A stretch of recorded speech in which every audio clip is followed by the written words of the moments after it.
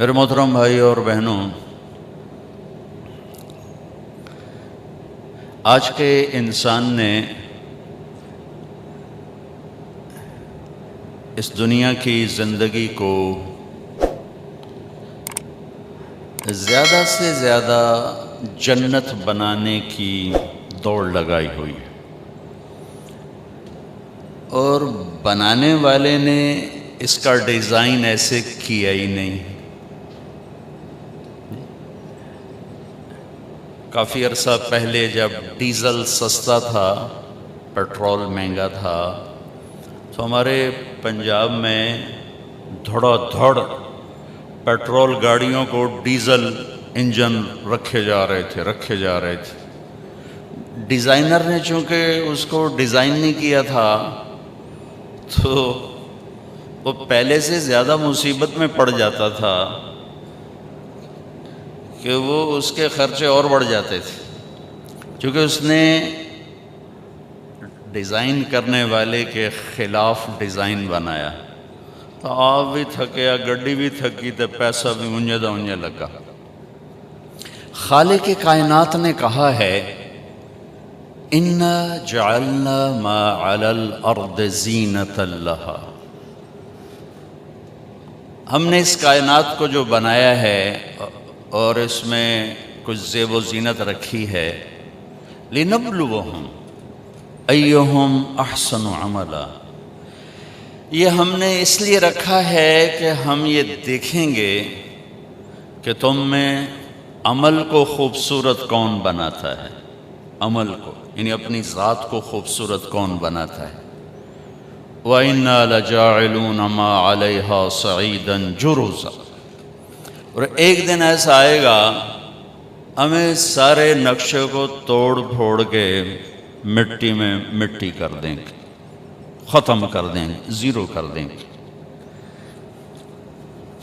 چونکہ آج کا انسان اللہ کے علم سے دور ہے، ہم اہل ایمان ہیں، قرآن سے دور ہیں۔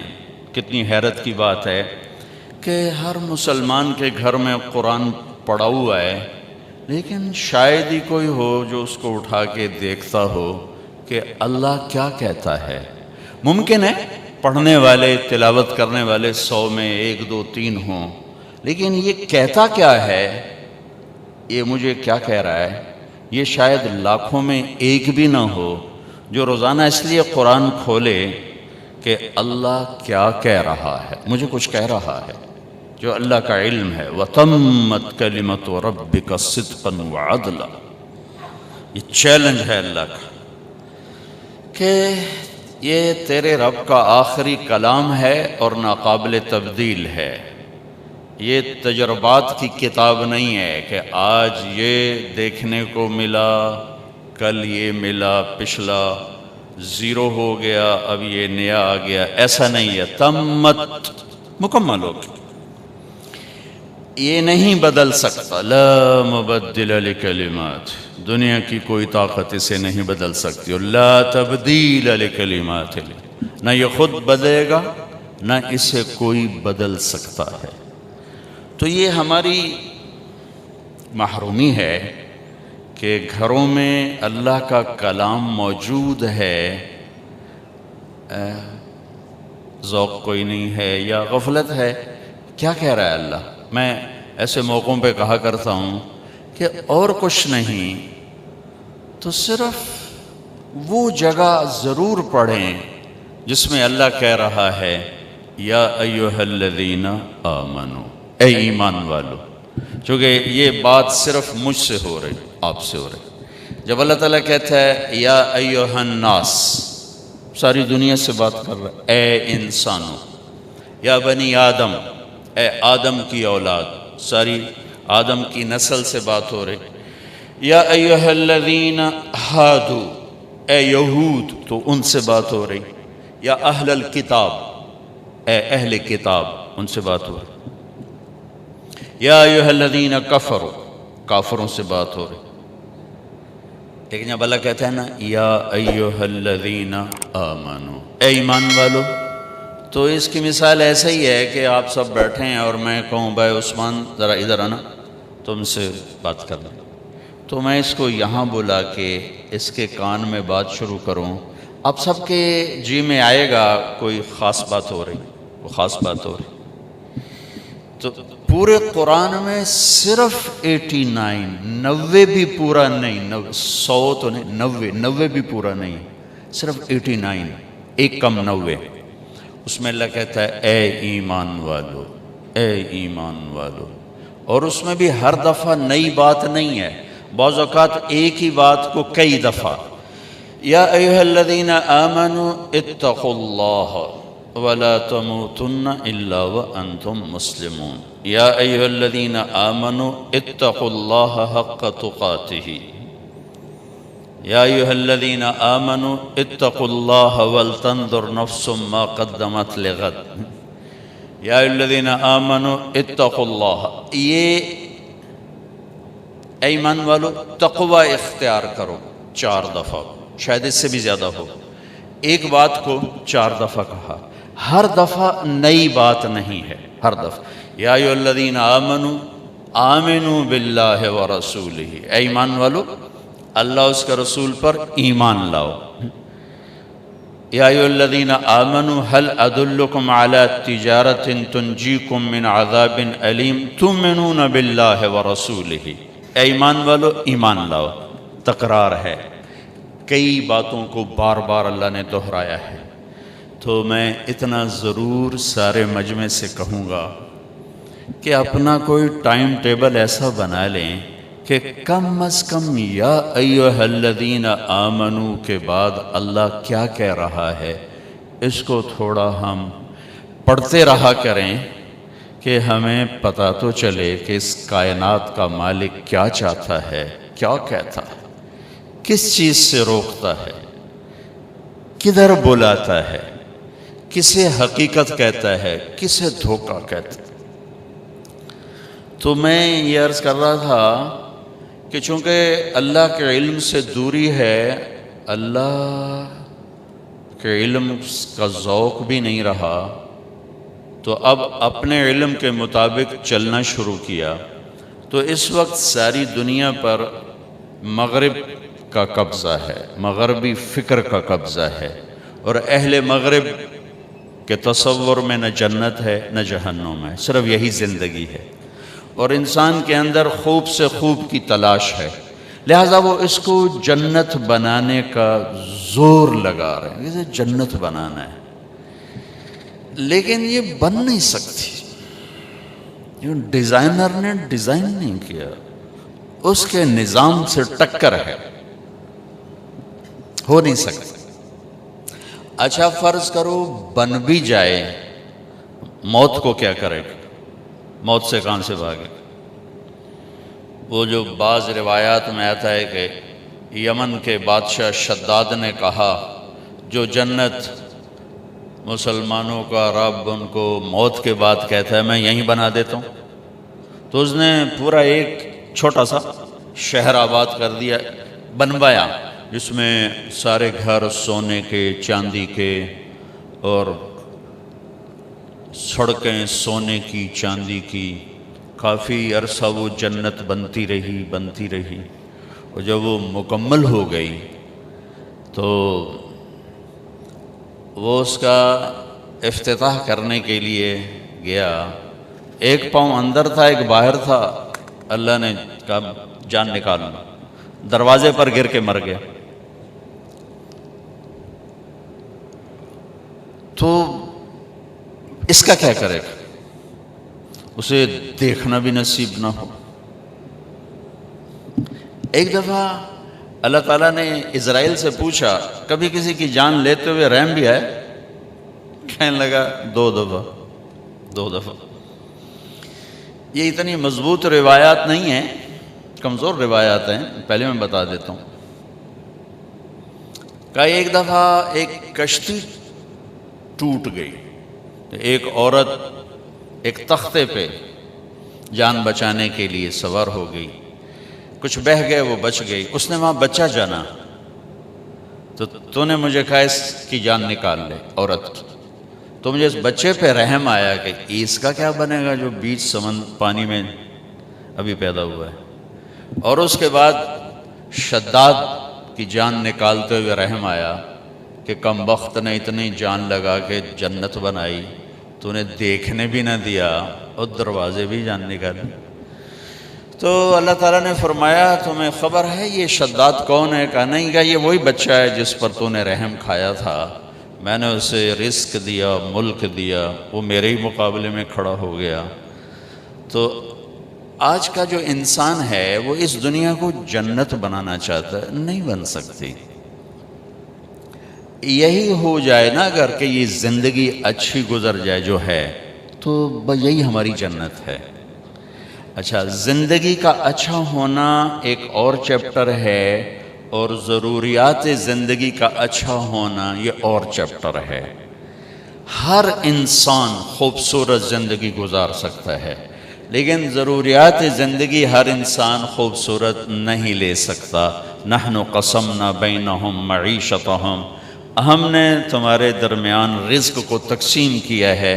یبسط الرزق لمن یشاء ویقدر، کسی کو زیادہ دیتے ہیں، کسی کو کم دیتے ہیں۔ جنوری فروری ہمارا چلے کی جماعت تھی، افریقہ کے 8 ملک، ہزاروں سال پرانی زندگی دیکھ کے آئے ہیں۔ وہاں ایک دن گزارنا مشکل تھا، وہ نسل در نسل آباد ہیں، اور شاید ہم سے زیادہ خوش ہوں گے وہ۔ تو آسائش، سہولت، ضروریات زندگی ہر ایک کے لیے برابر نہیں ہو سکتی، لیکن زندگی خوبصورت ہر انسان گزار سکتا۔ ڈیفنس میں رہتا ہو یا ادھر لیاری میں رہتا ہو، زندگی خوبصورت بن سکتی۔ وہ جو میں 8 ملک دیکھ کر آئی ہوں افریقہ کے، ان میں رہتا ہو، یا ابھی میں انگلینڈ سے ہو کے آ رہا ہوں، 2 ہفتے کا میرا سفر تھا، وہیں سے سیدھا آپ کے پاس آ رہا ہوں، یا انگلینڈ کی زندگی ہو، زندگی کو خوبصورت بنانا ہر مرد عورت کے لیے برابر اسباب ہیں۔ ضروریات زندگی کسی کی زیادہ، کسی کی کم۔ زندگی خوبصورت بنتی ہے اللہ اور اس کے رسول کے سامنے سر جھکانے سے۔ لَقَدْ كَانَ لَكُمْ فِي رَسُولِ اللَّهِ أُسْوَةٌ حَسَنَةٌ لِمَنْ كَانَ يَرْجُو اللَّهَ وَالْيَوْمَ الْآخِرَ وَذَكَرَ اللَّهَ كَثِيرًا۔ اللہ تعالیٰ نے بڑی خوبصورت بات فرمائی۔ اللہ یوں بھی کہہ سکتے تھے کہ میرے نبی تمہارے لیے مکمل زندگی لائے ہیں، مکمل۔ مکمل کا لفظ ہیوی بنتا ہے، مکمل پتہ نہیں کر سکی یا نہ کر سکی، پتہ نہیں ہوئے نہ ہوئے۔ تو میرے اللہ نے کہا میرے نبی تمہارے لیے بڑی خوبصورت زندگی لائے، اور خوبصورتی کی طرف دل کھنچتا ہے، خوبصورتی کی طرف دل کھنچتا ہے۔ یہ فانوس بڑے خوبصورت لگے ہوئے ہیں، تو ان کو دیکھ کے اپنے آپ دل خوش ہوتا ہے۔ ہر خوبصورت چیز کی طرف دل کھنچتا ہے، وہ آواز ہو، وہ کلام ہو، وہ تحریر ہو، وہ کوئی منظر ہو، وہ کوئی شکل و صورت ہو، وہ کپڑا ہو، وہ زیور ہو، گھر ہو، گاڑی ہو، ہر خوبصورت چیز کی طرف دل کھنچتا ہے۔ تو میرے اللہ نے کہا میرے نبی تمہارے لیے بہت خوبصورت زندگی لائے۔ کائنات میں کوئی مرد عورت اگر زندگی خوبصورت بنانا چاہتا ہے تو اسے اللہ کے محبوب صلی اللہ تعالی علیہ وسلم کے پیچھے چلنا پڑے گا۔ اور پیسے سے آپ زندگی کی ضرورتوں کو خوبصورت بنا لیں گے، آپ اچھی گاڑی لے لیں گے، اچھا گھر بنا لیں گے، اچھے کپڑے پہن لیں گے،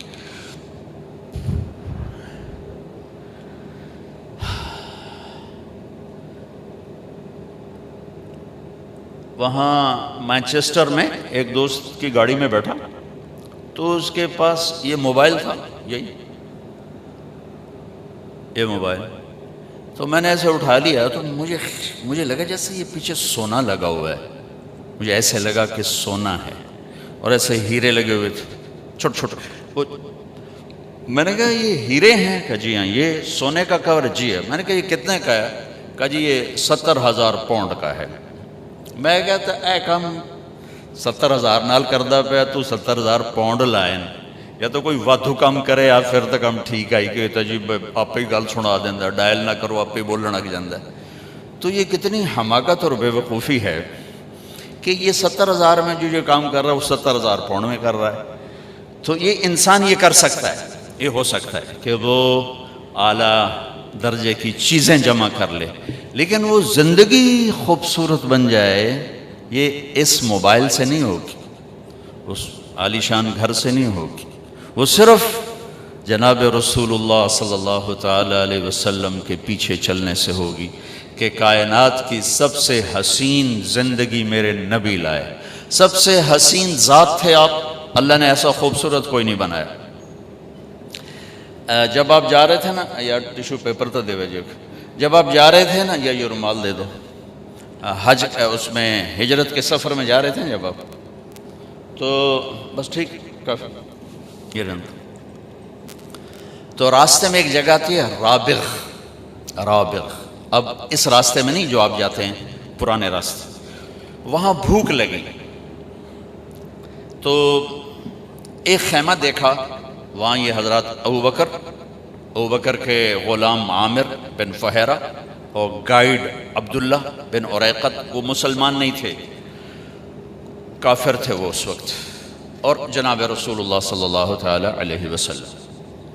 تو وہاں ایک بڑھیا بیٹھی تھی خیمے میں، کہا ماں جی کچھ کھانے کو ملے گا؟ میں کہا بیٹا قحط کا زمانہ ہے، کچھ بھی نہیں۔ تو ایک بالکل مریل بکری کھڑی ہوئی تھی، تو آپ نے کہا میں اس کا دودھ نکال لوں؟ انہوں نے کہا پتر دودھ تو ماس ہی کوئی نہیں تو دودھ کتوں کرنا ہے؟ آپ نے کہا ماں جی اجازت دے دو، اگلا کام میرا ہے۔ کہا ٹھیک ہے۔ تو جو کہ ایک انہونی ہو رہی تھی نا، تو آپ کو بڑے غور سے دیکھتی رہی، تو آپ نے وہ اس کو کھینچا اور اس کو جو تھنوں کو ہاتھ لگایا تو ایسے لٹک کے نیچے آ گئے، دودھ سے بھر گئے۔ اچھا، بکری سے نکلتا ہے 1 پاؤ دودھ، ہم گاؤں میں رہتے ہیں، بکریاں ہر وقت چاروں طرف ہوتی، 1 پاؤ سے زیادہ دودھ نکلتا، آپ نے پورا برتن بھر دیا، پھر وہ ماں جی کو پیش کیا، ام معبد ان کا نام ہے، انہیں پیا، پھر اپنے تینوں ساتھیوں کو پلایا، پھر بعد میں خود پیا، اس کے بعد دوبارہ دودھ نکال کے پھر برتن بھر دیا، لہذا اور پریشان ہو گئی۔ بکری کی عمر ہوتی ہے 7 سال، اس کے بعد وہ خود مر جاتی ہے 7 سال عام طور پر۔ یہ بکری 22 سال زندہ رہی اللہ کے نبی کے ہاتھ لگنے کی برکت، 22 برس، اور مر گئی، ذبح نہیں ہوئی، مر گئی۔ حضرت عثمان کے زمانے میں جا کے مر گئی کھڑے کھڑے۔ شام کو جب اس کا خامد آیا تو اس نے دیکھا برتن میں دودھ، کہنے لگا یہ دودھ کہاں سے؟ انہوں نے کہا یہ بکری سے۔ کہا تیرا دماغ خراب ہے، اتھو کتھو نکل ہے؟ وہ دے ماں سے دے اتے کوئی نہیں، دودھ کتھو آ گیا؟ اسی سے ایک برکت والا نوجوان آیا تھا، کوئی اس کے ہاتھوں میں ہی برکت تھی۔ تو کہنے لگا کیسا تھا ذرا بتاؤ؟ تو اس نے ہمارے نبی کا حلیہ بیان کیا۔ انہوں نے کہا رأیت رجلا ظاہر الوضاء ابلج الوجه حسن الخلق لم تعبه ثجلة لم تزر به سعلة أزج أقرا وصيم قصيم في عينيه دعج في صوته صحن في لحيته كثافة في عنقه سطع إن تكلم علاه البهاء وإن سكت علاه الوقار فهو أندر الثلاثة۔ سبحان اللہ، کیا خوبصورت اس نے ہمارے نبی کو ایسے ہمارے سامنے کھڑا کر دی۔ وہ کہنے لگی میں نے ایک نوجوان دیکھا، مجھے یوں لگا جیسے 14ویں کا چاند کپڑے پہن کے زمین پہ اتر آیا ہو، مجھے تو ایسا لگا جیسے 14ویں کا چاند خود ہی اتر آیا ہو کپڑے پہن گیا، چمکتا چہرہ، خوبصورت جسم، پیٹ بڑھا ہوا نہیں، سر کے بال اڑے ہوئے نہیں، یعنی گنجے نہیں، سر سے لے کر پاؤں تک چمکتا ہوا جسم، جدھر سے دیکھتی تھی حسین نظر آتے تھے، قسیم، جتنا دیکھتی تھی دیکھنے کا شوق بڑھتا تھا، وسیم۔ دنیا میں خوبصورت تو ہر دور میں آتے رہیں گے، وسیم اور قسیم دنیا میں ایک آیا، نہ پہلے نہ بعد۔ یوسف علیہ السلام دنیا کے سب سے حسین تھے، لیکن وسیم اور قسیم صرف ایک ہستی ہیں، ایک ہستی، وہ ہمارے نبی ہیں۔ کہ وسیم اسے کہتے ہیں جس کو جتنا دیکھا جائے اتنا دیکھنے کا شوق بڑھے، آنکھ نہ بھرے، آنکھ نہ بھرے۔ اب ایک دفعہ دیکھتے ہیں زیادہ شوق ہوتا ہے، دوسری دفعہ اس سے کم، تیسری دفعہ اس سے کم، آخر میں آپ کہتے ہیں یار ویکھو یا چھڈو پرا، ویکھو یا چھڈو پرا۔ وسیم اسے کہتے ہیں جس کو زندگی بھر دیکھو آنکھ نہ بھرے، اسے کہتے ہیں وسیم۔ اور قسیم اسے کہتے ہیں کہ جس کو جدھر سے دیکھو ہر طرف سے حسن کے جلوے ہوں، اسے کہتے ہیں قسیم۔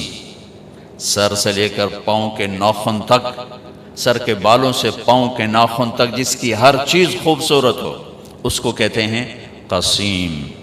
تو میں اس بی بی پہ قربان جاؤں، اس نے کیا وصف بیان کیا کہ یوں لگا جیسے چاند کپڑے پہن کے آ گیا ہو، یوں لگا جیسے 14ویں کا چاند زمین پہ اتر آیا ہو۔ جدھر سے دیکھتی تھی حسن ہی حسن تھا، اور جتنا دیکھتی تھی دیکھنے کا شوق بڑھتا تھا، آنکھیں بڑی خوبصورت۔ میں ایک حدیث اور ساتھ جوڑ دیتا ہوں، آپ کی آنکھوں کے بارے میں 7 الفاظ ہیں، ادعج، اشکل، اکحل، احور، اہدب، انجل، ابرج، 7 الفاظ۔ اور ان 7 کا ایک ترجمہ ہے کہ اللہ نے کائنات میں ایسی آنکھ کسی کو نہیں عطا فرمائی۔ سوکھا ترجمہ کرا، سوکھا ترجمہ، اللہ نے کائنات میں ایسی آنکھ کسی کو، موٹی، لمبی، سرخ دھاریاں، پتلی سیاہ، سفیدی سفید، پلکیں لمبی، بغیر سرمے کے سرما لگا ہوا، گہری آنکھ، چمکتی آنکھ، نورانی اور روشن آنکھ۔ آپ کی آنکھوں میں آنکھیں ڈال کے کوئی بات نہیں کر سکتا تھا، برداشت نہیں کر سکتا تھا، آنکھ جھک جاتی تھی۔ اس لیے آپ یوں دیکھا کرتے تھے، ایسے آپ ایسے نہیں دیکھتے تھے، ایسے دیکھتے تھے، تھوڑا ادھر سے تھوڑا ادھر سے۔ کبھی کبھی آنکھ اٹھاتے تھے، ہمارے نبی کیسے حیا والے تھے، مردوں میں بھی آنکھ نہیں اٹھاتے تھے، اتنی حیا تھی۔ عورت تو بڑی دور کی بات، مردوں میں بھی حیا کی وجہ سے آنکھ بھر کے نہیں دیکھتے۔ کبھی کبھی آپ کی جب آنکھ اٹھتی تھی تو پھر سارے صحابہ ایسے ہو جاتے تھے، آپ کو کوئی دیکھ نہیں سکتا تھا، صرف 2 آدمی آپ کو دیکھ سکتے تھے، ایک ابو بکر اور ایک عمر، بس باقی کوئی نہیں دیکھ سکتا تھا۔ تو وہ بی بی کہنے لگی کیا خوبصورت آنکھ تھی، اور بھویں لمبی گول کمان کی طرح، من غیر قرن، یہاں بال نہیں تھے، یہاں بال نہیں تھے، فی صوتہ سحر، آواز میں ایک جادو تھا، کشش، روح، نغمہ تھا آواز میں۔ یہ ساری آواز کی کوالٹیز، آواز میں روب ہو تو نغمہ نہیں رہتا، نغمہ ہو تو روب نہیں رہتا ہے، لیکن میرے نبی کی آواز میں نغمہ بھی تھا، روب بھی تھا، کشش بھی تھی، جادو بھی تھا۔ ایک دفعہ نا طفیل بن عامر دوسی ہیں، قبیلہ دوس کے سردار تھے، وہ آئے مکہ، تو ان کو مکے والوں نے کہا ایک ہماری قوم کا نوجوان ہے، وہ بہت بڑا جادوگر ہے، جو اس کی سنتا ہے اسی کا ہو جاتا ہے، باپ دادے کو چھوڑ دیتا ہے، لہذا ایک کام کرنا، جب تک مکے میں رہو نا وہ دی گل نہ پیا سنی، نہیں تھا تیرے چاروں خانے نکل جانے۔ وہ کہنے کہ میں ایسا ڈرا کہ میں نے کانوں میں روئی ڈال دی، میں کہا میں سندا ہی کوئی نہیں، روئی ڈال دی۔ کہنے لگا میں طواف کر رہا تھا تو میں نے ایک نوجوان دیکھا بڑا خوبصورت نماز پڑھ رہا، تو میں نے لوگوں سے پوچھا یہ کون ہے؟ تو ان کا ہوا وہی ہمارا جادوگر ہے. تو کہنے لگے مجھے خیال آیا کہ طفیل تو ایک عرب قبیلے کا سردار ہے، بچہ تو نہیں ہے، اور یہ چہرہ جادوگر کا بھی نہیں ہے، تو اس کی سن، اچھی بات ہوگی تو لے لوں گا اور غلط ہوگی تو چھوڑ دوں گا. میں کہڑا کوئی کاکاں جڑا میں میرے تے دا جادو چل جاؤنا. کہنے لگے میں نے کانوں سے روئی نکالی اور جا کے بیٹھ گیا. آپ نماز سے فارغ ہوئے تو کہنے لگے میں نے پوچھا ما تقول، کیا کہتے ہو؟ تو آپ نے کہا ان الحمد للہ احمدہ واستعینہ واؤمن بہ واتوکل علیہ من یہدہ اللہ فلا مضل لہ ومن یضللہ فلا ہادی لہ. چونکہ وہ عرب تھا نا، اس کلام کو سمجھتا تھا. یہ خطبے کے کلمات ہیں، لیکن میرے آپ کے لیے کوئی اس میں کشش نہیں ہے چونکہ ہم اس کی گہرائی نہیں سمجھتے. لیکن کہنے لگا اعد فقد بلغنا قاموس البحر. ارے نوجوان ذرا دوبارہ سنا دے، تیرے چند لفظوں نے 7 سمندر پی لیے ہیں، 7 سمندر پی لیے. تو آپ نے دوبارہ کہا ان الحمد للہ احمدہ واستعینہ واؤمن بہ واتوکل علیہ من یہدہ اللہ فلا مضل لہ ومن یضللہ فلا ہادی لہ. کہنے لگا کلمہ پڑھ، ہاتھ بڑھا، کیا کہتا ہے؟ مانتا ہوں تیری. آواز میں نغمہ کھینچتی تھی آواز.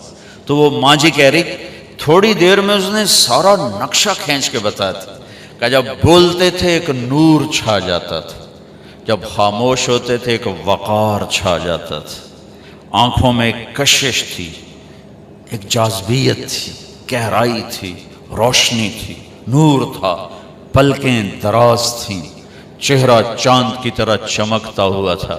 یتلألؤ وجہہ تلألؤ القمر لیلۃ البدر.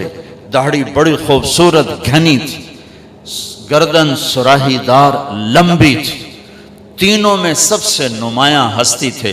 تو وہ کہنے لگا ان کا خامن ابو معبد کہ اللہ کی بندی یہ وہی قریشی نوجوان ہے جس کے پیچھے سارے مکے والے لگے ہوئے ہیں، یہ اس کے ہاتھ کی برکت ہے تو لگتا ہے وہ سچا ہی نبی ہے، چل اس کے پیچھے چلیں. تو دونوں میاں بیوی چلتے چلتے مدینہ پہنچے اور اللہ کے نبی کے ہاتھ پر جا کے کلمہ پڑھا. تو اللہ نے آپ کی ذات اتنی خوبصورت بنائی، سبحان. پھر آپ کو اخلاق ایسے عالی شان دیے. ایک چھوٹی سی مثال دیتا ہوں، مطلب میں آپ کی طرف متوجہ ہوں. مجھے عثمان اگر کہے گا نا مولوی صاحب تو میں اتنا ہی کروں گا جی، اور اتنا کہنے سے کافی ہو گیا جی. لیکن جب ہمارے نبی پاک صلی اللہ تعالی علیہ وسلم کو کوئی بلاتا نا یا رسول اللہ، ادھر سے یا رسول اللہ، آپ نے زندگی بھر کبھی ایسے نہیں کیا. یہ بھائی بیٹھے نا، یہ مجھے کہیں جی مولوی صاحب تو میں اتنا ہی کروں. لیکن جب ہمارے نبی کو کوئی بلاتا یا رسول اللہ تو آپ ایسے نہیں کرتے تھے، اب یوں کرتے تھے، پورا موڑتے تھے اس کی طرف. کوئی ادھر سے بلاتا تو آپ یوں نہیں کرتے تھے بلکہ پورا موڑ کر کہتے تھے جی. ساری زندگی لوگوں میں رہے اور ہر دفعہ یہ کیا، کبھی یوں نہیں کیا، پورا مڑ کر اس کو عزت دیتے تھے. سبحان. زندگی بھر کسی کو ایسے نہیں کیا، کبھی بلانا پڑا دور آدمی بیٹھا ایسے نہیں کیا، پورے ہاتھ کا اشارہ ایسے کرتے تھے. جب ہمارا اردو کا محاورہ بھی بے انگلی اٹھانا آپ ایسے کرتے تھے، کبھی ایسے نہیں کیا. آپ کی محفل کتنی ہی لمبی ہو جاتی، کبھی پاؤں نہیں پھیلایا، چوکڑی مار کے بیٹھے رہتے، کبھی پاؤں نہیں پھیلایا. سب کو عزت دیتے تھے، سب کی طرف پوری توجہ رکھتے تھے. کوئی آپ سے ہاتھ ملاتا چھڑاتے نہیں تھے جب تک وہ نہیں چھوڑتا تھا. کوئی آپ سے بات، یہاں جی میں نے آپ سے بات کرنی، آپ ایسے ہو جاتے، جب تک وہ بولتا رہتا آپ ایسے بیٹھے رہتے. ادھر آ کے بیٹھا یوں ہو جاتے، ادھر بیٹھا یوں ہو جاتے. زندگی بھر کسی کو ڈانٹا نہیں، کسی کو تھپڑ نہیں مارا، کسی کو چھڑی نہیں مارے. حنین کی جنگ میں شکست ہوگی پہلے، پھر بعد میں فتح ہوئی. تو صحابہ بھاگے. ایک صحابی کا بھاگتے بھاگتے اللہ کے نبی پر پاؤں آ گیا. بھاگ رہے تھے, اللہ کے نبی کے ہاتھ میں ایک چھڑی تھی چھوٹی سی, تو آپ نے اس کو سے چھڑی ماری. اوجعتنی, ارے تو نے مجھے تکلیف پہنچائی. ٹھیک, اچھا انہوں نے ویسٹ کوٹ نہیں پہنی ہوئی تھی, لوہے کی جیکٹ پہنی ہوئی تھی, زرہ لوہے کی زرہ پر تو تلوار نہیں اثر کرتی تھی, اور سوٹی کی اثر کرنا ہے. ٹھیک, لیکن ان کے کانوں میں آواز پڑ گئی کہ اللہ کے نبی نے کہا کہ تو نے مجھے تکلیف پہنچائی. وہ کہنے لگے میں بڑا پریشان ہوا کہ اب میری خیر نہیں, اب میرے خلاف کوئی حکم آئے گا کہ اس نے اللہ کے نبی کو تکلیف پہنچائی. کہ ساری رات نیند نہیں آئی.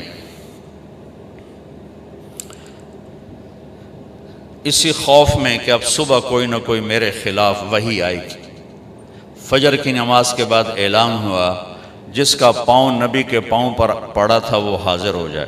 میں کہا کوئی گل ہو گئی نا, ہوں تو جاؤنا ہے تو کوئی نہ کوئی اللہ دی طرف تیرے اتنے قانون آ جاؤنا ہے.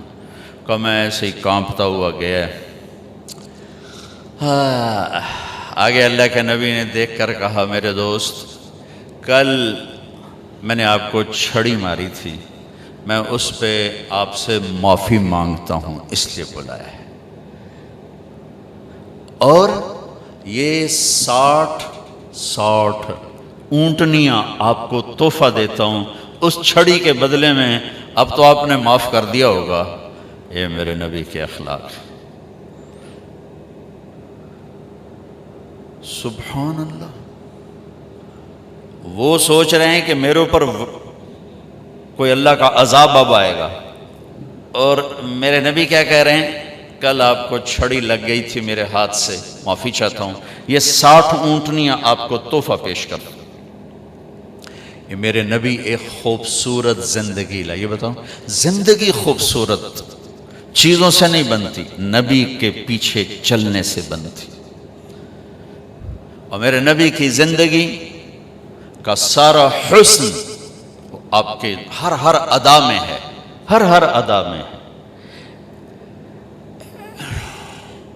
لیکن اس میں جو سب سے چیز اوپر نظر آتی ہے نبوت کے بعد, وہ آپ کے اخلاق ہے, وہ آپ کے اخلاق ہے, وہ آپ کے اخلاق. ہمارے نبی نے لمبی نمازیں پڑھی تو اللہ نے فرمایا اتنی لمبی نہیں چاہیے, آپ درمیانے درجے کی نماز پڑھیں. ما انزلنا علیک القرآن لتشقی. آپ نے سارا مال اٹھا کے خرچ کر دیا. سخاوت بہت بڑا عمل ہے, نماز بہت بڑا عمل ہے. اللہ تعالیٰ نے فرمایا نہیں میرے نبی, اتنی سخاوت نہیں چاہیے. لا تبسطها کل البسط فتقعد ملوما محسورا. آپ کچھ اپنے لیے بھی بچا کے رکھیں, سب کچھ دے کے پھر آپ تنگ بیٹھے ہوں, یہ ہمیں پسند نہیں ہے. آپ دنیا میں تبلیغ کے لیے آئے, اور اس کے لیے آپ نے اپنے آپ کو تھکایا کھپایا, اور زیادہ کڑھن اور دکھ درد میں جب مبتلا ہوئے تو اللہ نے اس سے بھی روک کر کہا فَلَا تَذْهَبْ نَفْسُكَ عَلَيْهِمْ حَسَرَاتٍ. اے میرے نبی آپ تبلیغ کریں لیکن اتنا غم نہ کریں کہ خود ہی ہلاک ہو جائیں, آپ کی اپنی جان چلی جائے. تو ہم نے آپ کو 3 بڑے عمل بتائے ہیں. آپ نے نماز لمبی پڑھی, اللہ نے کہا درمیانہ ہاتھ رکھیں. سارا خرچ کر دیا, اللہ نے کہا درمیانہ ہاتھ رکھیں. تبلیغ میں دکھ درد دکھایا, اللہ نے کہا درمیانہ ہاتھ رکھیں.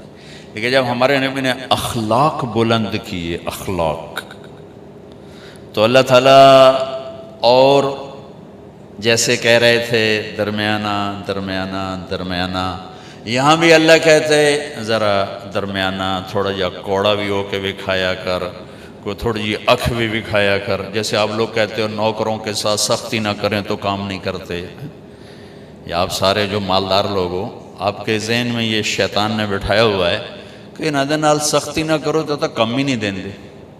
اور میرا نبی کہتا ہے ان اللہ لَيُعْطِي عَلَى الرِّفْقِ مَا لَا يُعْطِي عَلَى الْعُنْفِ.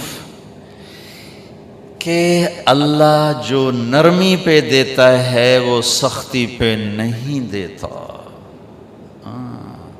لیکن آپ کراچی سے پشاور کیا گلگت تک سفر کیا ہے، سب مالداروں کا یہ ذہن ہے نوکروں کو کس کے نہ رکھو تو کام نہیں کرتے، بے عزت کرنا، ذلیل کرنا، چھوٹی چھوٹی باتوں پہ، یہ تو ہمارا سارے دیش کا ہے۔ اور میرے نبی فرما رہے ہیں کہ جو اللہ نرمی پہ دیتا ہے سختی پہ نہیں دیتا، جو اللہ نرمی پہ دیتا ہے وہ سختی پہ نہیں دیتا۔ اور ایک اور حدیث یاد آ گئی، میرے نبی نے کہا لو کان الرفق خلقا لما رأى الناس خلقا احسن منه، اگر نرمی کی کوئی شکل ہوتی تو کائنات میں اس سے خوبصورت شکل کوئی نہ ہوتی۔ وَلَوْ كَانَ الْعُنْفُ خَلْقًا لَمَا رَأَى النَّاسُ خَلْقًا أَقْبَحَ مِنْهُ، اگر سختی کی کوئی شکل ہوتی تو اس سے بدصورت شکل اور کوئی نہ ہوتی۔ یہ گھروں میں جو کام کرنے والی بچیاں، عورتیں، ان کو بیگمات کتنا بے عزت کرتی، کتنا ذلیل کرتی، ایک پیالی کے ٹوٹ جانے پر کتنی بے عزت کرتی۔ اللہ کسی کو رزق دے دے تو اس کا مطلب یہ تو نہیں کہ وہ فرعون بن کے بیٹھ جائے۔ اور ہمارے دیہاتوں میں بہت زیادہ ہے، اور ہمارا پنجاب کا کلچر اس میں بہت زیادہ ہے، گالیاں، ماں بہن کی گالیاں۔ میں ایک دفعہ اپنے ڈیرے میں بیٹھا تھا تو ہمارا لوہار آ گیا، ہمارے پاس 5ویں پشت چلے آ رہے ہیں، تو آ کے رونے لگا میرے پاس۔ میں کہا کیوں آئی؟ آندا جی غریباں دی نہ ماں ہوندی ہے نہ بہن ہوندی ہے، صرف ذمہ داراں دیاں ماواں بہناں ہوندیاں۔ غریباں دیاں ماواں بہناں صرف گالی واسطے ہوں، جتھے مرضی گال کٹ دیو، جتھے مرضی دی چادر لا دیو، ماواں بہناں صرف تواڈیاں ہوندیاں، ساڈیاں کوئی نہیں ہوندیاں۔ وہ میرے کسی کزن نے اس کو گالیاں نکالیں تو وہ میرے پاس پناہ ڈھونڈنے کے لیے آ گیا۔ یہ کلچر ہے سارے میرے دیس کا،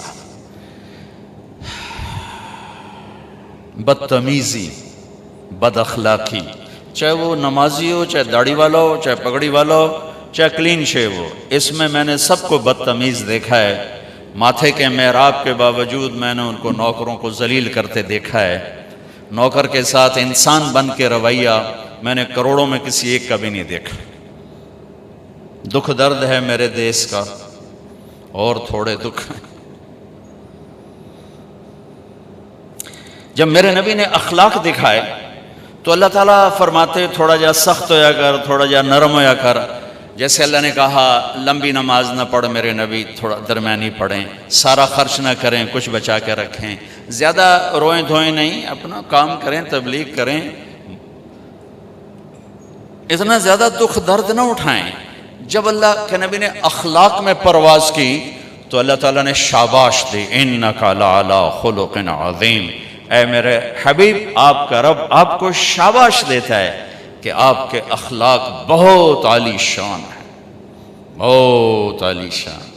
آپ انسانی اخلاق جو سوچے جا سکتے ہیں سب آپ کے تابع ہو چکے ہیں، سب آپ کے غلام ہو چکے ہیں، اور آپ ان پر چھا چکے ہیں۔ اِنَّكَ لَعَلَىٰ، آپ چھا چکے ہیں سارے اخلاق پر۔ اور قسم اٹھائی قسم کے ساتھ، نون والقلم وما یسطرون، مجھے قسم ہے قلم اور اس کی تحریر کی، ما انت بنعمت ربک بمجنون وان لک لاجرا غیر ممنون وانک لعلی خلق عظیم۔ میرے حبیب آپ کا رب قسم اٹھا کے کہتا ہے سارے اخلاق آپ کے غلام بن چکے ہیں، آپ کے تابع ہو چکے ہیں۔ تو میرے بھائی بہنوں، زندگی کو خوبصورت بنانا ہے تو اپنے نبی والے اخلاق سیکھ لیں۔ عبادات کا چیپٹر بہت چھوٹا سا ہے۔ آپ میں سے ابھی جو بھائی فرض حج پہ جا رہے ہیں، اس کے بعد موت تک آپ سے کوئی مطالبہ نہیں کہ آپ آ کے حج کریں، ایک دفعہ بس۔ زکوٰۃ حج پیسے والوں کے لیے ہے، غریبوں کے لیے نہیں ہے۔ اور زکوٰۃ پورے سال میں 2 منٹ کا کام ہے، جیب سے نکال کے اور حقدار کو دے دیا، ختم۔ یہ 15-20 دن کا حج کر کے ساری زندگی کی چھٹی، سال میں 1 دفعہ روزے 1 مہینہ، اور نماز 5 دفعہ۔ نماز میں معافی کوئی نہیں، باقی ہر چیز میں اللہ تعالیٰ نے گنجائش رکھی ہے۔ زکوٰۃ آج فرض ہوئی ہے، 1 مہینے بعد دے دو، ایک سال کے اندر جب دے دو۔ اس سال حج فرض ہو گیا ہے، زندگی میں کسی وقت کر لو، روزے میں بیمار ہو گئے ہو بعد میں رکھ لو۔ صرف ایک نماز میں اللہ نے کہا کہ یہ چھٹی نہیں ہے، اسے ہر حال میں ادا کرنا ہے، اس کی معافی نہیں۔ اس کو اللہ نے مضبوطی سے بیان فرمایا، اقیموا الصلاۃ وآتوا الزکاۃ، اقیموا الصلاۃ وآتوا الزکاۃ۔ 10 دفعہ قرآن میں آیا ہے نماز پڑھو زکوٰۃ دو، نماز پڑھو زکوٰۃ دو۔ لیکن 5 وقت کا کام ہے نا، 24 گھنٹے کا کام تو نہیں ہے۔ اہمیت کے لحاظ سے عبادات میں سب سے اعلیٰ درجہ نماز کا ہے، سب سے اعلیٰ درجہ نماز کا ہے، معافی کوئی۔ میں کہا کرتا ہوں اگر گنجائش ہوتی تو اس 14 صدی میں کربلا والوں کو گنجائش ہوتی کہ نماز چھوڑ دیتے، جو دنیا کا سب سے عجیب و غریب واقعہ ہے، ظلم و ستم میں بھی اور مظلومیت میں بھی۔ ایک طرف مظلوموں پر ظلم کی انتہا ہے اور ایک طرف ظالم کے ظلم کی انتہا ہے، اور ایسا کربناک واقعہ شاید تاریخ میں نہ دہرایا جائے کبھی بھی، نہ اتنے نہ حسین ہو اور نہ اتنے بڑے درجے کا ظلم و ستم دیکھنے کو ملے۔ وہ تو نواسہ رسول دوبارہ تو نہیں آئیں گے، جہاں نواسہ رسول اپنے بھائی بیٹوں سمیت بھتیجوں سمیت ذبح ہو رہے ہوں۔ زمین آسمان نے کبھی یہ منظر دیکھا یا دیکھے گی؟ نماز کا وقت آیا، امام علی مقام نے زہیر ان کے ایک ساتھی تھے، ان سے کہا کہ یہ شمر سے کہو ہمیں نماز پڑھنے تھے، نماز پڑھنے تھے۔ ہوئے ہوئے ہوئے، میں یوں کہتا ہوں اگر یہ قافلہ نماز نہ بھی پڑھتا تو ان کی جنت کا فیصلہ ہو چکا تھا۔ یہ تو بالکل موت کے کنارے پر کھڑے تھے اور لہو لہان تھے سارے قافلے والے۔ انہوں نے آگے جا کر شمر سے کہا نماز پڑھنے دو، انہوں نے کہا ہم نہیں پڑھنے دیں گے، نماز میں بھی ہماری تلوار چلے گی۔ تو انہوں نے واپس آ کر بتلایا کہ وہ راضی نہیں ہے۔ تو آپ نے کہا ٹھیک ہے، آدھے نماز پڑھو آدھے جنگ کرو۔ نماز نہیں چھوڑی، آدھے نماز پڑھو آدھے جنگ۔ ہمارے کتنے دوست ہیں اچھے نماز ہو جی، میٹنگ چل رہی تھی اس لیے نماز چھوٹ گئی، قضا پڑھ لواں گے، پیچھے پڑھ لواں گے، میٹنگ چل رہی تھی نماز چھوٹ گئی۔ کربلا سے بڑا واقعہ انسانی تاریخ میں نہیں آئے گا، نماز نہیں چھوڑی، نہیں چھوڑی۔ آدھوں نے نماز پڑھی آدھوں نے جنگ کی، پھر انہوں نے نماز پڑھی اور انہوں نے جنگ کی، اور عصر سے پہلے سب کے سر کٹ کے نیزوں پہ چڑھ چکے تھے۔ اور یہ وہ شہزادے تھے جن کو اللہ کے نبی نے کہا حسن اور حسین جنت کے نوجوانوں کے سردار، اور ان کو یہ سرداری اس شہادت کی وجہ سے نہیں مل رہی، ابھی ماں کی گود میں دودھ پیتے تھے جب اللہ کے نبی نے کہہ دیا تھا حسن اور حسین جنت کے نوجوانوں کے سردار ہیں، جن کے نام اللہ نے تجویز کیے۔ جب حسن پیدا ہوئے تو آپ نے حضرت علی سے پوچھا کیا نام رکھا ہے؟ ان کا جی حرب، حرب کہتے ہیں لڑاکا۔ آپ نے کہا نہیں اس کا نام ہے حسن۔ پھر حسین پیدا ہوئے، آپ نے کہا کیا نام رکھا ہے؟ کہا جی حرب، کا نہیں اس کا نام ہے حسین۔ پھر آپ نے فرمایا کہ اللہ نے یہ 2 نام میرے بچوں کے لیے رکھے ہوئے تھے، آج تک کسی کو یہ نام نہیں دیے گئے، پہلی دفعہ میری اولاد کو دیے جا رہے ہیں، حسن اور حسین جنت کے نوجوانوں کے سردار۔ اور عین شہادت کے وقت میں نماز نہیں چھوڑی، تو آپ لوگ میٹنگ کی وجہ سے نماز کیسے چھوڑ سکتے؟ یا میں میٹنگ کی وجہ سے نماز کیسے چھوڑ سکتا؟ یا ہماری مستورات گھر کے کام کاج کی وجہ سے نماز کیسے چھوڑ سکتی؟ یہ ایک ایسی چیز ہے جس میں اللہ نے کوئی گنجائش نہیں رکھی۔ اور ایسی نماز 14 صدی میں شاید ہی کسی نے پڑھی ہو جیسی اس قافلے نے پڑھ کے اللہ کو دکھا دی کہ زیر خنجر بھی یہ پیغام سنایا ہم۔ تو عبادات میں نماز کو مضبوطی سے بیان کیا گیا ہے، لیکن سارا مختصر چارٹ ہے۔ 5 نمازیں ہیں، 30 روزے ہیں، زکوٰۃ حج مالداروں پر ہے، لیکن جو اخلاق ہیں جس سے زندگی خوبصورت بنتی ہے۔ حج میں بھی اللہ نے جب پابندی لگائی، لا رفث ولا فسوق ولا جدال، اب دیکھو احرام کے بعد اب بدتمیزی نہیں کرنی، گناہ نہیں کرنا، جھگڑا نہیں کرنا۔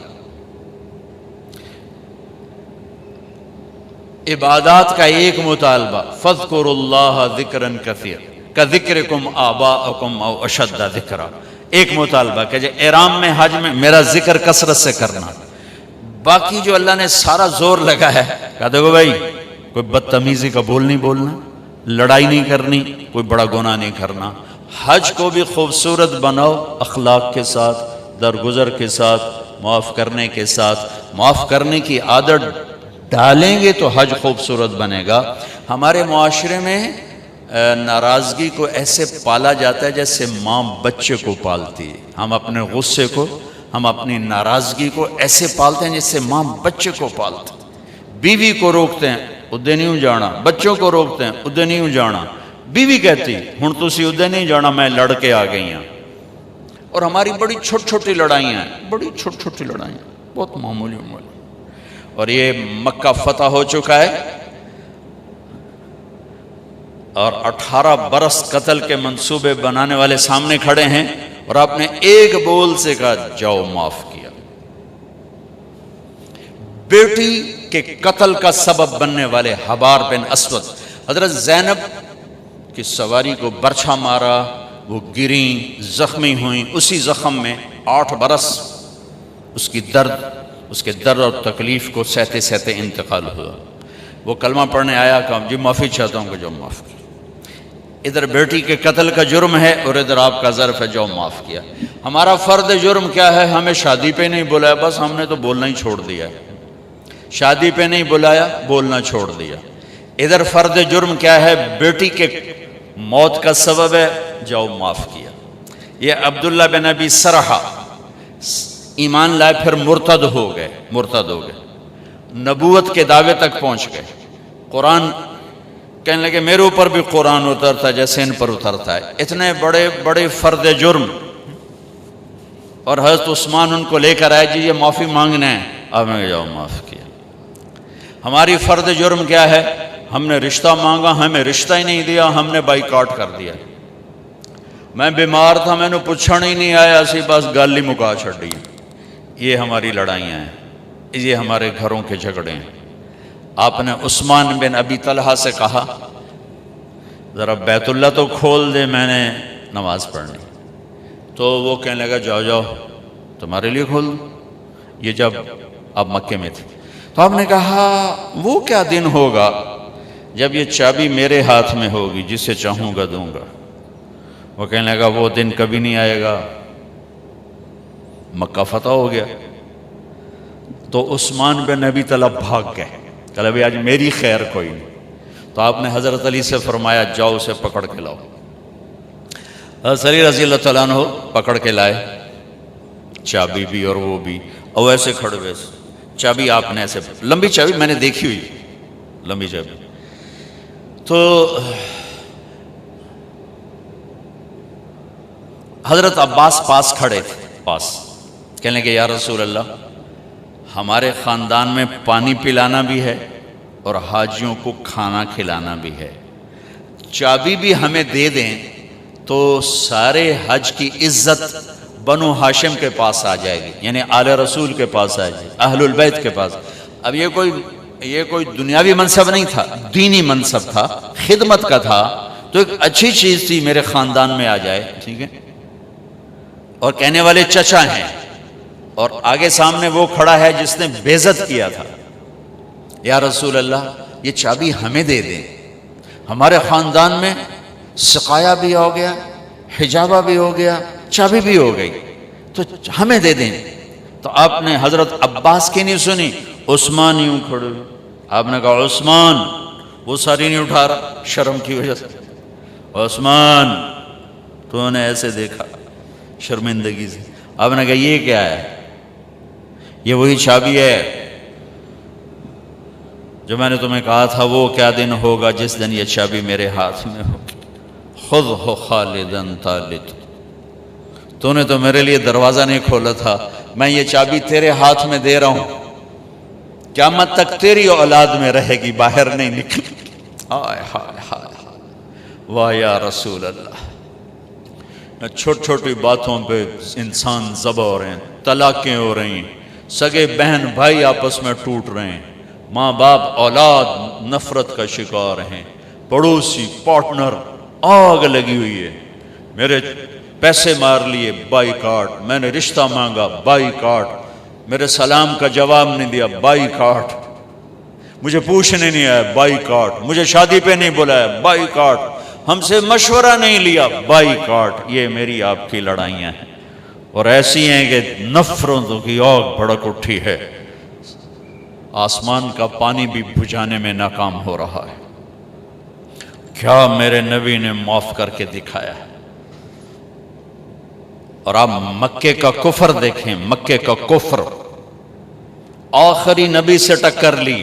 اتنا بڑا کفر تھا، آخری نبی سے ٹکر لی. معجزے دیکھے، یوں اشارہ کیا، چاند کے 2 ٹکڑے ہو گئے. کہنے لگے چاند پہ جادو کر دیا. نہیں، کلمہ پڑھا. آپ نے ایک بکری کی دستی پکائی، ایک بکری کی دستی کتنی ہوگی؟ 2 کلو. 40 آدمیوں نے کھانا کھایا اور ایک بوٹی کم نہیں ہوئی. اسی طرح ہانڈی بھری ہوئی، سالن اسی طرح، اور 40 آدمی کھانا کھا گئے. 3 دن مسلسل آپ نے ایسا کر کے دکھایا. کہنے لگے کھانے پہ جادو کر دیا. قدم قدم پہ معجزے دیکھے، انکار انکار انکار. بدر میں فرشتوں کو اترتے دیکھا، انکار. خندق میں ہوا نے ان کے خیمے اکھاڑ دیے، انکار. 10,000 کا لشکر مکے میں داخل ہوا، انکار. جو سب سے زیادہ دشمنی میں آگے تھے ابو سفیان رضی اللہ تعالیٰ عنہ، جو بعد میں کلمہ پڑھا. ٹھیک. اب انسانی فطرت کا تقاضا یہ ہے کہ آپ مکے میں داخل ہوتے ہی فرماتے ابو سفیان کی گردن اڑا دی جائے.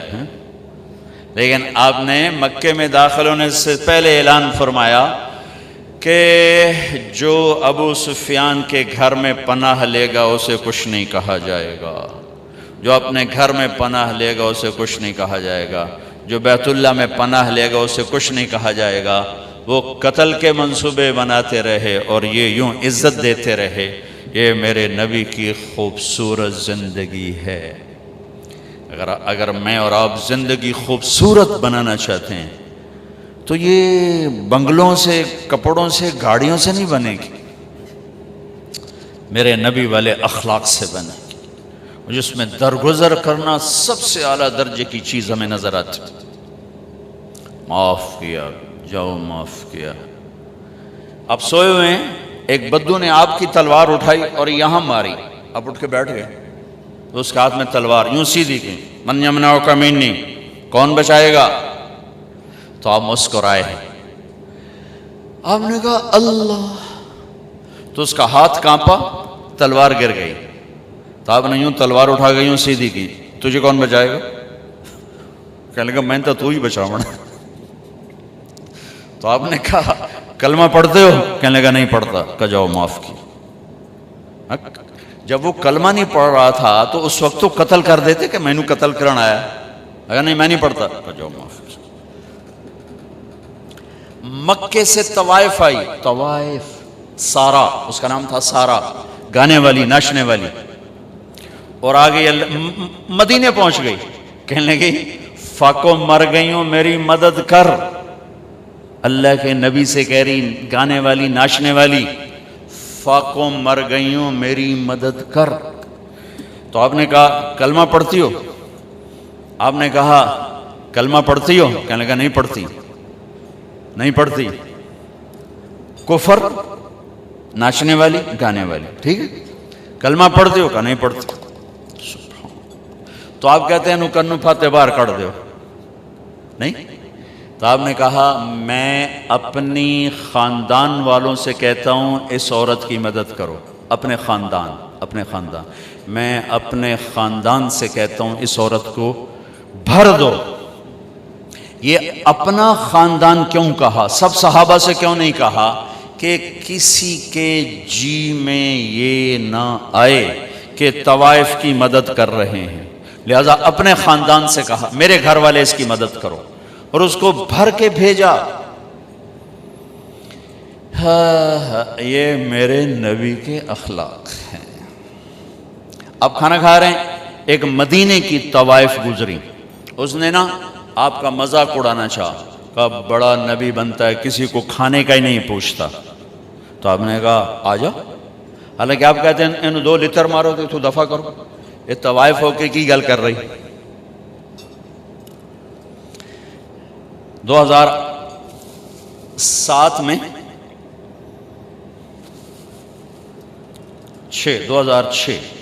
2006 میں نرگس میرے ساتھ حج پر تھی. لاہور کا گروپ تھا، اس کے ساتھ ہم گئے ہوئے تھے، اس کو تیار کیا تھا. تو عرفات والے دن وہ شام کو اس کا رو رو کے برا حال تھا. کیا پتہ چلا کہ وہ میٹرس نہیں بچھاتے یہ لوگ جو حج ٹور والے ہوتے ہیں، وہاں 3-4 خواتین بیٹھی تھیں، وہ بھی جا کے بیٹھ گئی.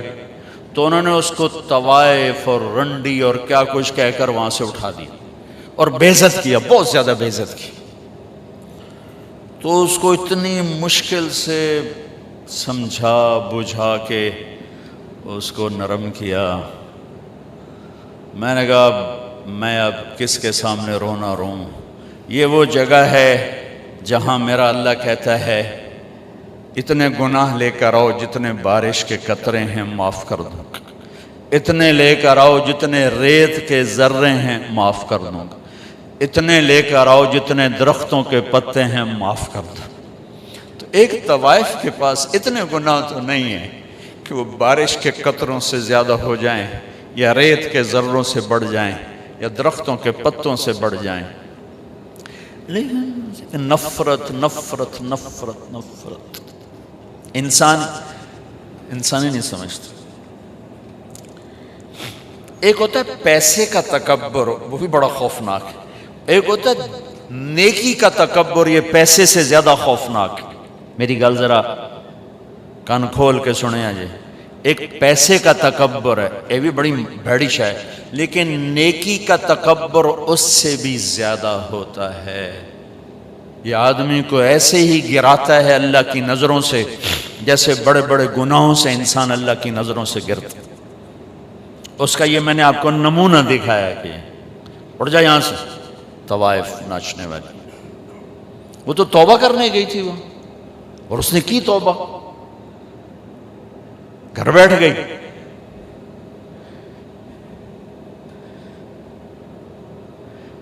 ہماری نفرتوں نے بڑے بڑے ہیرے ہم نے ضائع کر دیے. نسیم وکی ایک اداکار ہے، اس کی والدہ فوت ہو گئی. میں اس کا جنازہ پڑھانے گیا تو سارے اداکار ہی تھے، 250-300. تو میں نے سب کو بٹھا لیا. عجب ان کے حلیے حال تھے. کس ماحول میں؟ ہر گناہ اس ماحول میں ہوتا ہے جس میں وہ ان کی زندگی گزرے، ہر گناہ. میں نے ان سے کوئی 20-25 منٹ بات کی. میں نے اتنا کسی کو روتے نہیں دیکھا جتنا وہ نوجوان روئے. ہچکیوں. میں نے تھوڑی اللہ کے نبی کی وفات بیان کی، حضرت علی مقام امام حسین کی تھوڑی سی سیرت بیان کی. ایک نوجوان ایسا تڑپ کے روتا تھا، اس نے میں دیکھو میں اب رو رہا ہوں. اور جنازے کے بعد میں گاڑی میں بیٹھا اور رائمنڈ تک میں روتا ہی گیا کہ کیسے کیسے ہیرے ہماری نفرتوں نے تباہ کر دیا. کنجر کنجر کنجر، رنڈی طوائف طوائف.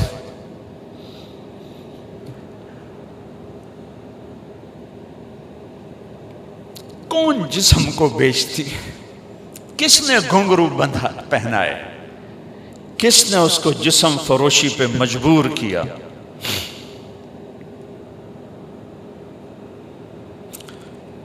یہ کوئی عورت کی فطرت تھوڑا ہی ہے کہ اپنا جسم بیچنے کے لیے منڈی میں آ جائے، اپنے جسم کی نمائش کے لیے گھنگرو باندھے، یہ تو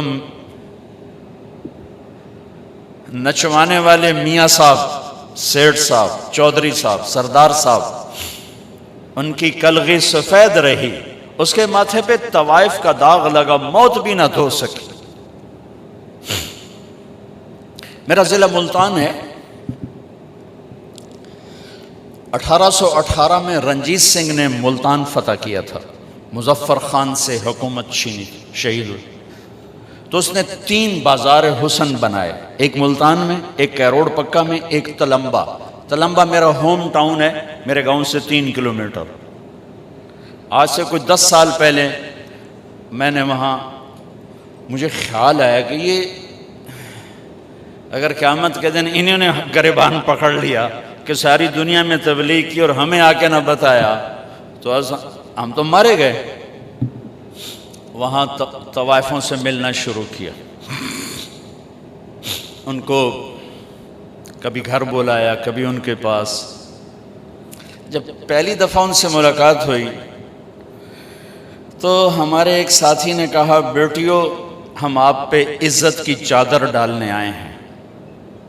ایک چھوٹا سا جملہ ہے، ایک جملہ، ہم آپ پہ عزت کی چادر ڈالنے آئے ہیں۔ تو وہ ایسے روئیں جیسے کوئی دکھوں کا مارا روتا ہے، کہنے لگیں یہاں تو کپڑے اتارنے آتے ہیں لوگ،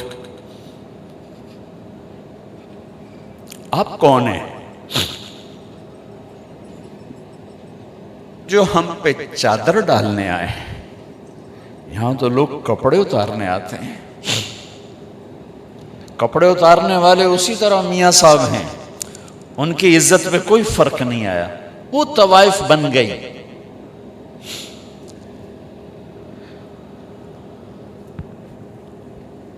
10 سال کی محنت کے بعد اللہ کے فضل سے وہ سارا محلہ اب ختم ہونے کو ہے۔ کتنی بچیوں کی شادی ہو گئی، توبہ کر گئیں، کتنیوں کے میں نے وظیفے لگا دیے کہ وہ کہا جی جب تک ہماری شادی نہیں ہوتی پھر ہمیں کوئی روٹی پانی کا انتظام کر دو، اور کتنوں کے پیغام آتے ہیں کہ جی کہیں ہماری شادی کروا دیں، ہم یہ گندا کام اب نہیں کرنا چاہتے۔ نفرت کرنا کون سا مشکل کام؟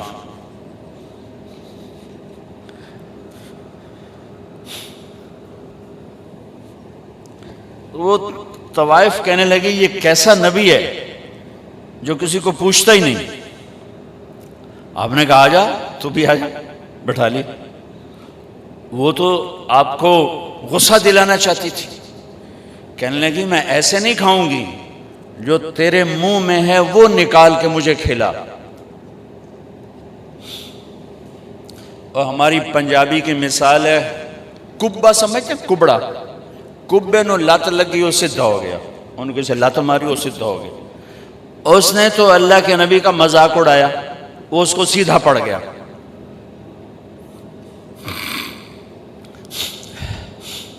جب اللہ کے نبی کا لعاب اس کے منہ میں جب گیا تو کیا ہونا تھا؟ جو ہی آپ کے منہ کا نوالا اس کے منہ میں گیا، اس نے وہیں کلمہ پڑھ لیا اور مدینے کی حیادار پاک دامن عورت بن گئی۔ میرے بھائی بہنوں، زندگی کی خوبصورتی حج سے نہیں ہوگی، نماز سے نہیں ہوگی، روزے سے نہیں ہوگی، ذکر و تلاوت سے نہیں ہوگی۔ ہاں، یہ ہماری فاؤنڈیشن ہے، ہماری بنیاد بنے گی۔ بنیاد کے بغیر عمارت نہیں بنتی۔ اگر زندگی کو خوبصورت بنانا ہے، اس میں حج بھی ایک عمل ہے، تو اپنے اخلاق خوبصورت، نبی والے اخلاق سیکھیں۔ آپ کا گھر خوبصورت، آپ کا زندگی کا سفر خوبصورت، آپ کی اولاد آپ سے خوش، آپ اپنی اولاد سے خوش، آپ کی بیوی آپ کو دعائیں دے گی، آپ اپنی بیوی کو دعائیں دیں گے۔ اگر نبی والے اخلاق زندہ ہو جائیں تو ساری زندگی میں بہار آ جائے، بہار آ جائے۔ محل میں رہ کر بھی مزہ ہے، جھونپڑے میں رہ کر بھی مزہ ہے، کیونکہ زندگی احساسات کو کہتے ہیں، کپڑوں زیور کو زندگی نہیں کہتے۔ جب احساسات ٹوٹتے ہیں پھر کوئی چیز خوش نہیں کرتی۔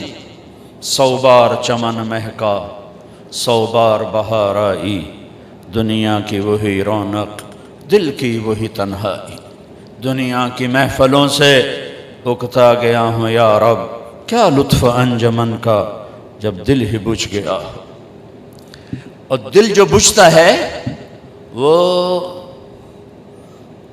جب رویے غلط ہوتے ہیں اس سے دل بجھتا۔ زبان کے سخت بول، بدتمیزی، معاف نہ کرنا، درگزر نہ کرنا، طنز، یہ زندگی کو ویران کر دیتے۔ تو میری آپ سب سے گزارش ہے، میں نے صرف حج سے متعلق بات نہیں کی، پوری زندگی سے متعلق بات کی ہے کہ اگر میں آپ یا ہماری مستورات مائیں بہنیں بیٹیاں اگر یہ اپنی زندگی میں خوبصورتی دیکھنا چاہتی ہیں، ایک جسم کی خوبصورتی ہے جس کو جتنا بچا لیں بڑھاپا کھا جائے گا یا موت کھا جائے گی، نہیں بچ سکتا۔ لیکن ایک اخلاق کی خوبصورتی، ایک زندگی کی خوبصورتی ہے، وہ جتنے آپ کے اخلاق بڑھیں گے آپ کی زندگی خوبصورت ہوتی جائے گی، خوبصورت ہوتی جائے گی، حسین ہوتی جائے گی۔ آپ اللہ کی بارگاہ میں بھی جگہ پالیں گے اور لوگوں کے دلوں میں بھی جگہ پالیں گے کہ ایک میٹھے بول پر آپ دل خرید سکتے ہیں اور ایک کڑوے بول پر ساری زندگی کی محبتوں کو آگ لگ جاتی، کیونکہ تعلق بنتے بنتے بنتا ہے، توڑنے کے لیے تو ایک بول ہی کافی ہوتا، ایک بول ہی کافی ہوتا۔ اللہ تعالیٰ نے قرآن میں دل کو شیشے سے تشبیہ دی ہے، شیشے سے، اور عرب کی شاعری میں، اردو کی شاعری میں، فارسی کی شاعری میں دل کو شیشے سے تشبیہ دی گئی ہے۔ میں صرف قرآن سے آپ کو بات کر رہا ہوں۔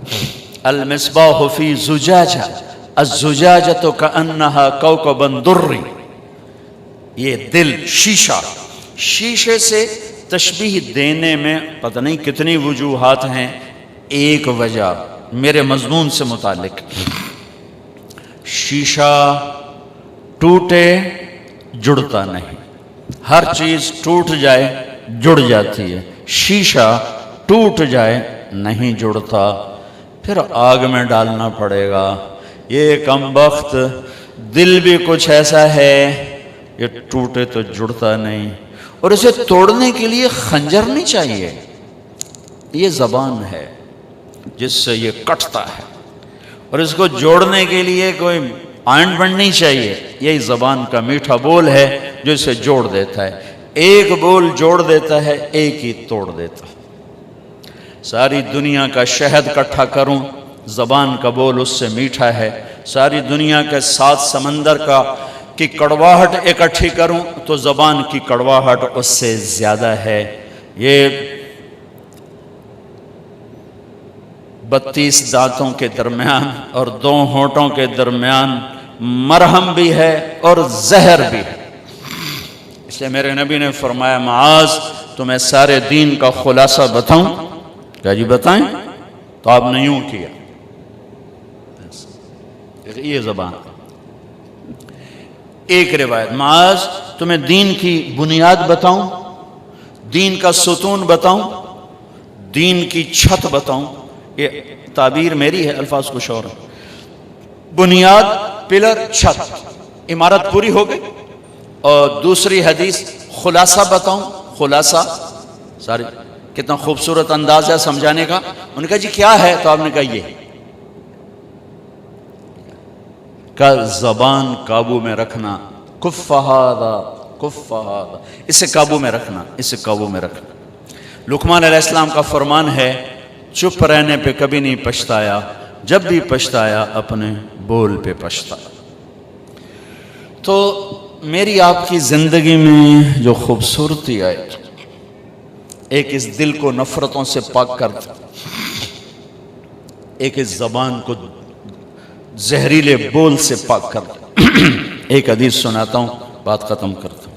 میرے نبی نے فرمایا میرے بیٹے انس، میری ایک عظیم الشان سنت ہے، یہ عظیم الشان کا لفظ بس یہی ہے، اور ہوگا مجھے یاد نہیں، میں نفی نہیں کرتا ہوں، لیکن جتنا مجھے یاد ہے اس کی نفی ہے کہ میری یادداشت میں یہ لفظ صرف یہیں آ رہا ہے کہ میرے بیٹے انس، میری ایک عظیم الشان سنت ہے۔ یہ داڑھی بھی سنت ہے، پگڑی بھی سنت، یہ سفید لباس بھی سنت، سیدھے ہاتھ سے کھانا بھی سنت، شادی کرنا بھی سنت، کمانا بھی سنت، لیکن عظیم الشان سنت صرف ایک جگہ مجھے یاد ہے، کسی اور جگہ بھی ہو سکتا ہے، کہ میرے بیٹے انس، میری ایک عظیم الشان سنت ہے، اور جو میری اس سنت سے پیار کرے گا مجھ سے پیار کرے گا، اور جو مجھ سے پیار کرے گا جنت میں میرا ساتھی ہوگا۔ کتنی بڑی بات ہوگی، ایک سنت پر، ایک سنت پر۔ کہ جی کیا ہے، کیا ہے کہ یا بنی ان استطعت ان تصبح وتمسی ولیس فی قلبک غش لأحد فافعل۔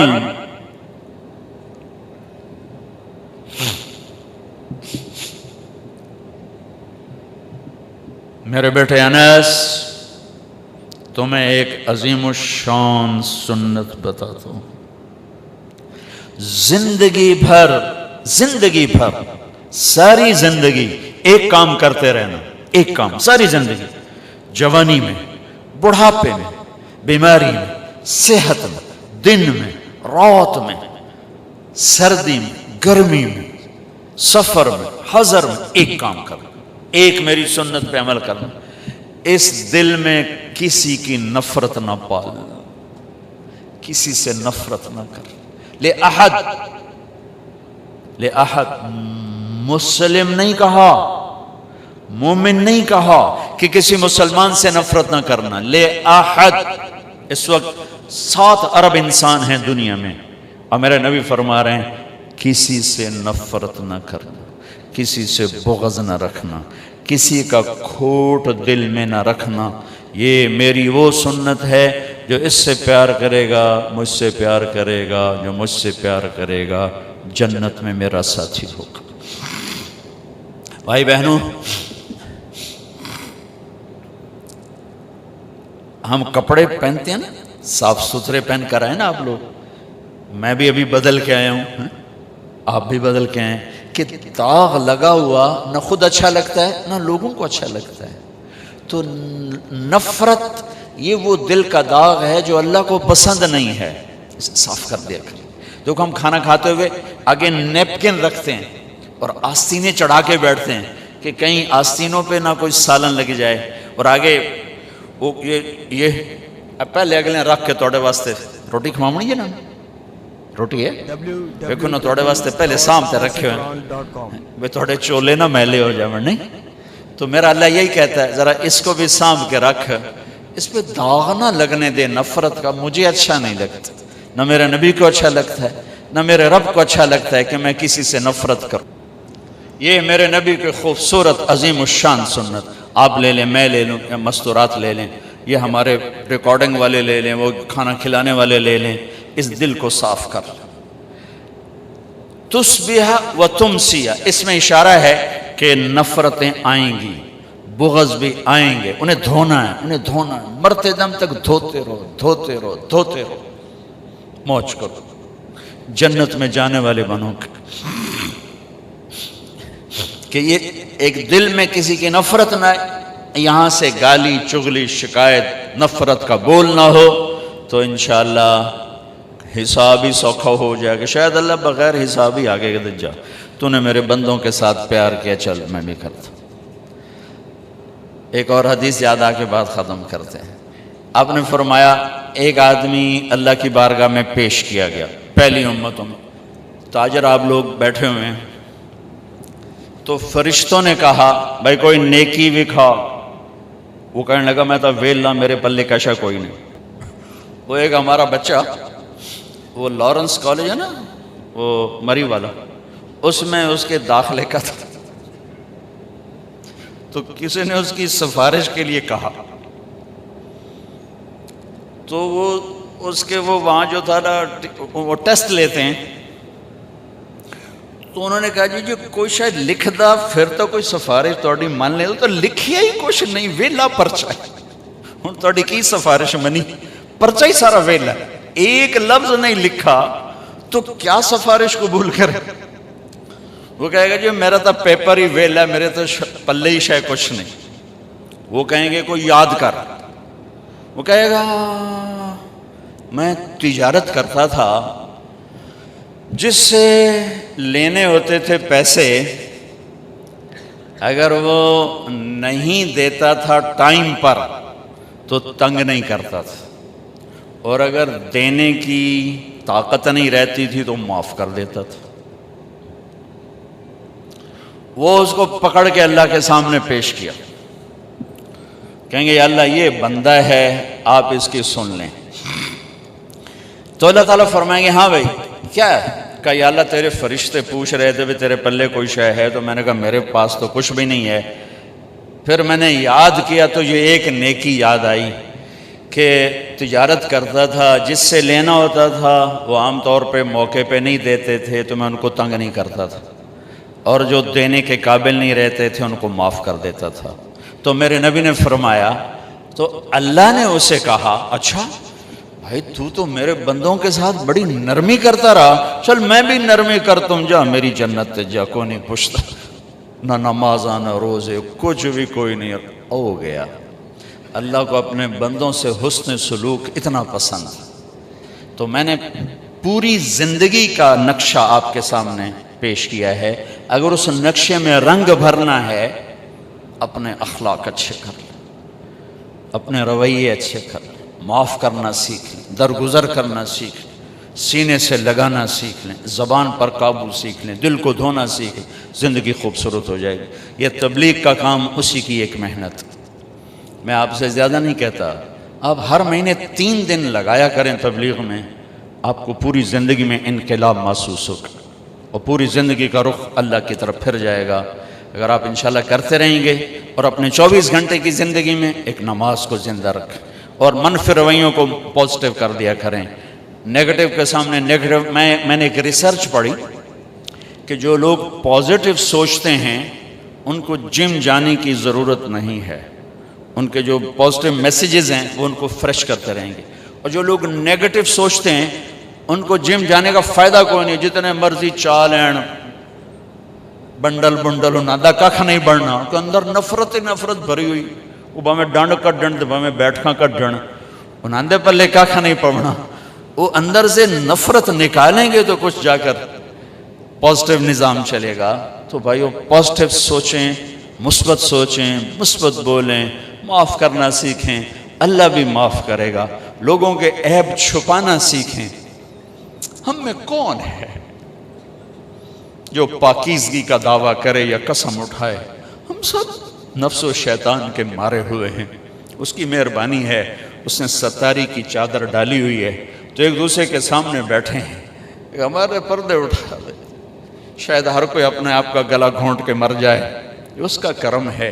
اگر اس جہان میں اپنے عیب چھپانا چاہتے ہو تو لوگوں کے عیب چھپایا کرو، اللہ آپ کے عیب چھپائے گا۔ لوگوں کی برائی مت کرو، اللہ آپ کی برائیوں کو معاف کرے گا۔